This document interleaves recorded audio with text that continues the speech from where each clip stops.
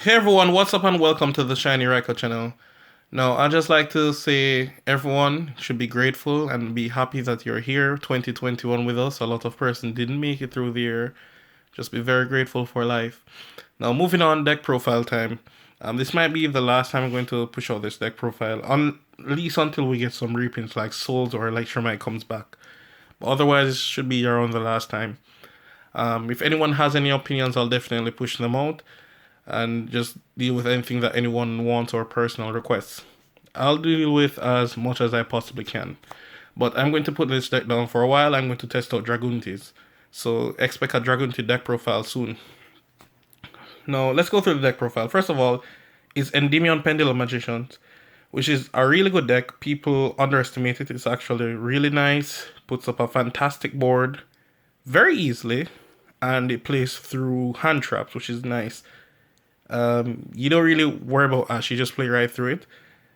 Nibiru is still a problem, kind of, not really. As in, you will draw hands that Nibiru doesn't do anything at all. But through a lot of hand traps, then you get Nibiru, you kind of in some problem there. So first up, we have Triple Big Daddy Endymion. He's the real OG of the deck. Spell and trap negates, he's a beast overall. Then we have Selena Gomez. My apologies, Reflection. Anyways, Magister, Servant, and that's it for all your Endymions. Now, for the Endymions, you don't really need more than one Reflection. It's a hard once per turn. Konami really did injustice to Reflection. The reason why its effect is a hard once per turn, and you can only special summon this card once per turn. What was the need to make the effect a hard once per turn? I can't even summon it again to try to use the effect. So it has some unnecessary restrictions on it. Like even Magister. Magister can only be special summon once per turn, but its effect on field is not a hard once per turn. So I get that. Like him, I understand why it has that restriction, but Reflection just doesn't make sense. The deck goes very good against heavy spell and traps because they don't really have a way to deal with Endymion. While it has a counter, they cannot target it or destroy it with card effects. So decks like Eldish really has a problem against him. They'll have to beat him down. When they destroy him, you get a normal spell from your deck, which is a lot of cards. And a lot of potent cards at that. And you have your triple magical abductor. It's your rota for the deck. I don't think I even need to say Servant. And then we have double Jackal King. Might bump it up to 3 because having the monster negate is so good. So good. And other thing I'd like to expand before we move on, with Servant Scale Effect, for now, if they ash it, you can't use it again. When the ruling updates is here in TCG, because remember, we're making the OCG closer to the TCG ruling, you'll be able to use it in Scale. If they ash it, you'll be able to use it again. So we're just really waiting on the ruling update for that, and then Servant is broken again. Moving on from there. We have triple Harmonizing Magician. Reason why Harmonizing is so good is because it's a free extender, it's a tuner, so you're guaranteed any level 8 synchro. You can search for whatever level you need for the monster you're summoning. It just does a lot of stuff. And even then, I don't even synchro with it. I really just summon it, get the next spellcaster, and I go straight into my link plays because that's a Crowley by itself. Actually, this card can carry you all the way into Access Code Talker by itself. If you get the 66% chance, you can. Then moving on, we have Double Iris, Black Fang Magician, Purple Poison. A lot of person would tell you to play 2-2. They're not bad at 2, but the thing is, they're bricks. Yes, they don't do anything for you if you hard draw them. They're not that good if you hard draw them. You'll never want to see them in your opening hand because they're not extenders or combo pieces. Moving on, your level 7 Shanky and Dharma Eye. Now, good news, bad news. Good news is, you can play one of each. The only reason why I'm not playing 2 Shanky is because I don't have 2 in my possession. The third one was stolen. I gave away 1 and the third one was stolen. The Shanky, what it does is negate light monsters. Not only that, I see a lot of person doing stupid things to try go on the same board. Example, the last magician in the deck is Time Gazel, which is a brick. What players try to do, summon Harmonizing, use Harmonizing to summon Time Gazel, then Synchro into your Meteor Burst to pull Endymion from scale. So you get an Exceed play for your Absolute, so you go into your Vortex, which is dumb. You want me to show you why? If you had Harmonizing, why not just directly summon the level 7? Bruh. Anyways, so yeah, and Dharma is not really a bad card. It's good in two senses. The scales is really low. And the next one is that your monster effect is that when you pendulum summon, this is not an activated effect, your pendulum magicians can't be destroyed. So once he's pendulum summoned, the rest of them are safe as long as he's on the field. So no Dryden can pop or anything like that. So it makes a very good combination for them. Last of all, for the pendulum cards, triple chronograph, self-explanatory. Don't need to go into why you play this card, it's self-explanatory. There's a lot of other cards I wanted to play, but I'll give you an explanation. Your only non-pendulum, Blue Boy, Spellbook Prophecy.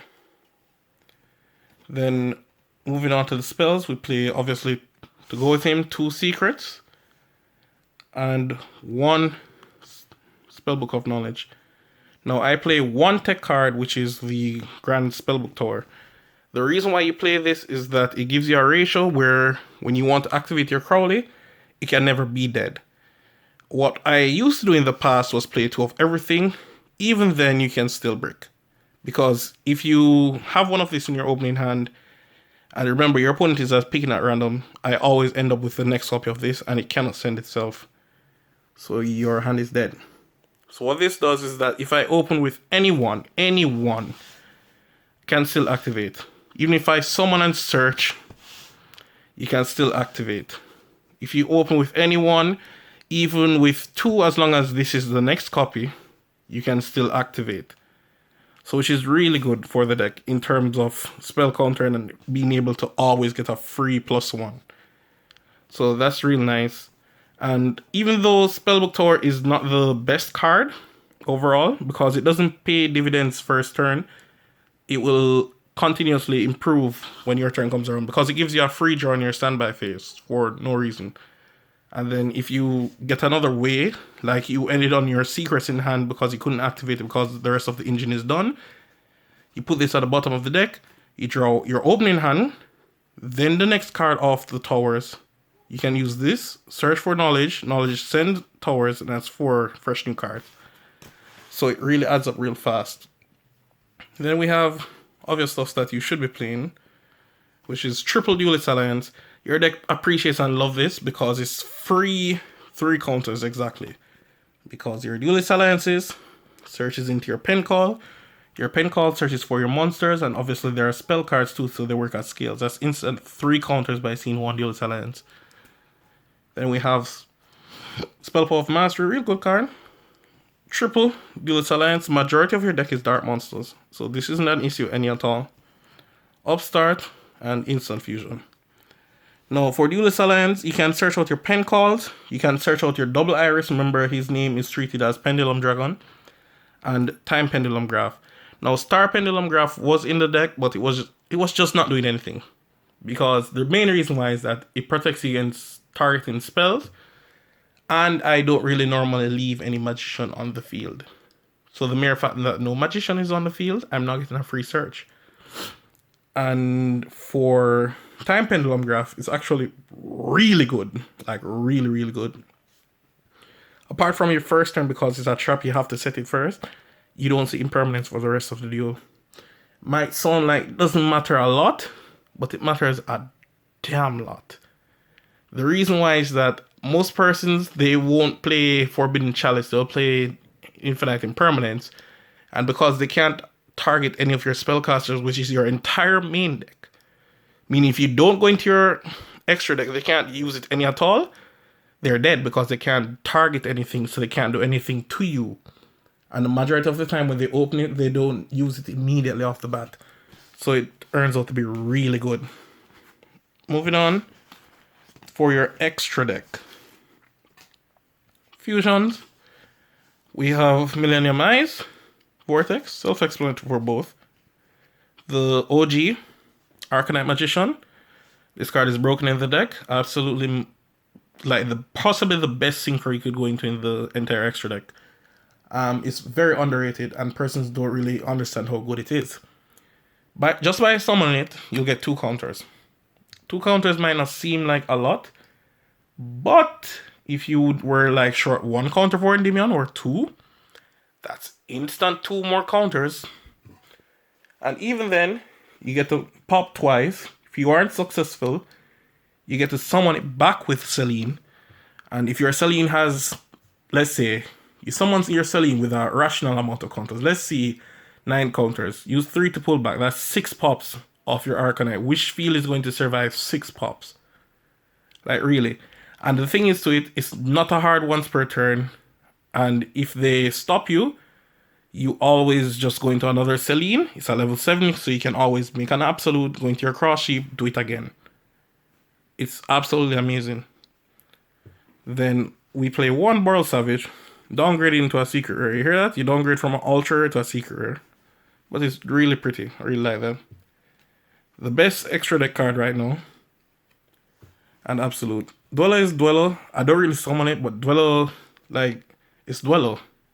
Like, think about it. Every single tier 1 deck right now loses to Dweller. So it's that good. Then we have Cross Sheep, IP, Unicorn, which I started to play back. The reason why is Zeus. For Link Force, Apollosa, if anyone wants to see it. There it is. The artwork is really nice. Big up Sweetland. Access code. Access code is really good, especially seeing that 1 harmonizing can get you all the way into access code. So the 1 harmonizing can contribute 5,300 damage and clean at least 2 cards. That's what the deck does. Moving on, we have Crowley, aka Tim, Daybreaker, and Double Selena. The thing is why I cut the 3rd one for the Unicorn. Unicorn is actually really important now. And Selene, it just, you don't need 3. The reason why is just that it may not do anything. Majority of times I don't summon the 3rd one unless it's on my 1st turn. And I just don't need to do it. While other times, I just don't see the 3rd one any at all. Because the duel is over. Whether I'm in such a demanding position that the duel is done, or my opponent actually does something like Zeus and end the turn, so I won't be summoning it. But either way, I just don't see the 3rd copy. So it just doesn't make sense I play the 3rd one anymore. Fun tip, if anyone isn't sure about this or didn't know, let's just say your opponent had a really strong monster and you're not able to get over it. You can always summon Arcanite. Because it has 2 counters at 2,400. You can activate Spellbook Mastery. If you had 1 more in the grave, you can pump him by 2 more counters, so it'd be at 4,400. Just a fun tip if you didn't know. Well, that's it for me, guys. Rate, comment, subscribe. I'm happy that I made it through the New Year's. I'm going to be changing decks real soon. Look out for that. I'm going to show you guys a combo soon relating with Dark Worm and Pencall. It's for 7 negates. Even if you get Nibiru, I can get 7 negates. I'm going to show you that real soon. Thanks for watching, guys. Rate, comment, subscribe, and I'm out. Peace.